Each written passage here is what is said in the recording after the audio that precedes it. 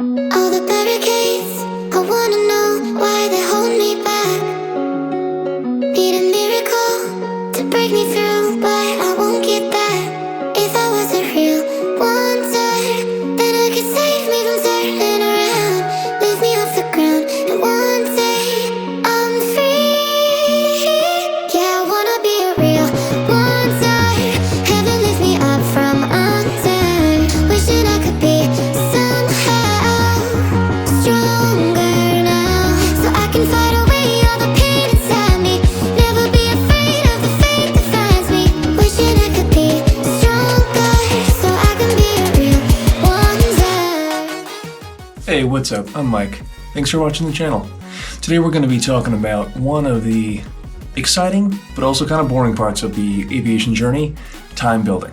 So the time building phase is going to be you just got your private pilot's license, and the next step is you need to build a certain number of hours. If that's going to be for instrument or commercial, there's different regulations and numbers of hours that you need for instrument and for commercial.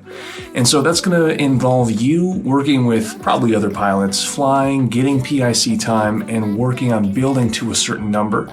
For instrument, you need about 50 PIC cross-country hours, and for commercial, you need total time of at least 250 hours. So today we're going to go over some tips and tricks, some things to keep in mind during this time building journey, ways to stay sane and keep yourself motivated in this process. The first tip that I would recommend is to stay in the books and stay in the FAR. The PHAC, the Airplane Flying Handbook, the Federal Aviation Regulations, these are all things that you're going to be using on a regular basis. I know for myself, I'm already guilty of forgetting some very important parts of the FAR, very important parts of those books, having to relearn how weather works, relearn airspaces, relearn VFR.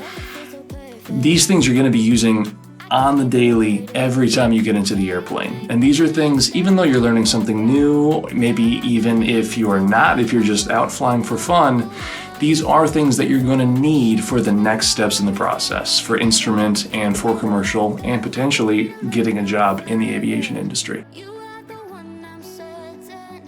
Don't expect to move too quickly. This process can be slow. It can present a lot of challenges. You might come in and the plane isn't available. You might come in and the weather is terrible. You might plan ahead and have an idea in your head that this whole process, the time building phase, is going to take 2 or 3 weeks. And depending on weather, it might take 2 or 3 months. Sometimes those things aren't always up to you. Obviously do your best to stay prepared and get in the school and in the plane whenever you can, but also pace yourself and realize that these things are going to take time. Don't give up too easily. Once again, tip number 2, things don't always work out the way that you want them to. And so keeping tenacity, keeping your motivation up is going to be a big part of this whole process. That doesn't just mean in your own head. That means get involved in the community. It means put people around you who are involved in aviation. It means watch YouTube videos about aviation, learn about new planes, learn about new things, and stay in it. It can be difficult when you come across roadblocks, but just remember, this is not a sprint. This is a marathon. Put yourself in a position where you're ready to go at a moment's notice. It's already happened a couple times where I've showed up to the airport with no prior plan, but just the fact that I'm at the school gave me an opportunity to fly with other pilots who already were on the schedule. It also is a great way to build connections and build those friendships. Also, a great part of this is to always have your flight bag ready. Have your things charged, like your iPad or your phone, a Sentry if you're using something like that. Remember to keep it charged and keep it in your bag so that you're ready to go. You get a phone call, you can be there in 5, 10, 15, 20 minutes. Expect to learn something. I'm guilty of it, showing up and thinking that maybe I already know certain things, I already know all the regulations, or maybe even just the way that someone handles the radio calls or the way that they communicate about certain things. There's always opportunities to learn with new pilots, with new instructors. If you get involved in the community, you're going to be surrounded by people who have been flying for years and years. So always come in to the flying experience expecting that you don't know everything. There's going to be people who can give and instruct and enlighten you on so many other new things.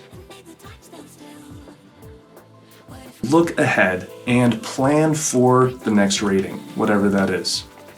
If you're a PPL working on instrument, if you're instrument rated working on commercial, wherever you currently are, look ahead maybe 2 weeks, a month, even 3 or 6 months, and try to think about what things will help get you prepared for those things. As an example, I've already had several instructors tell me that the written test for the CFI and the CFII are very similar to the PPL and the instrument test. Well, if all this information is the same, you can go take that CFI or CFII test, and it's good for up to 2 years. So if you take that test, get the information, get ready so that when you're ready to go through the instruction process with a CFI, you're already ready. You've already checked off one of the boxes. Helps a lot in the planning, helps a lot in the stress that you might feel as you go through training, to think a couple months in advance and get those things ready before you even get there. Tip number 7, and the final tip for today, probably is the hardest, and that is to keep a positive attitude. It can be really difficult when things don't go the way that you expect them to be able to show up with a smile on your face and make friends, make connections, and learn something new. But every single step is just another opportunity. Every day at the flight school is another opportunity for you to make those connections and friendships, for you to learn something, for you to build on what you already know.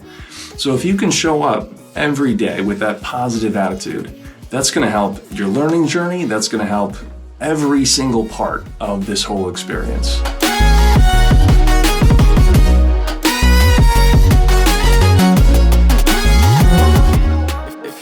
Well, there you have it. 7 tips for staying sane during time building.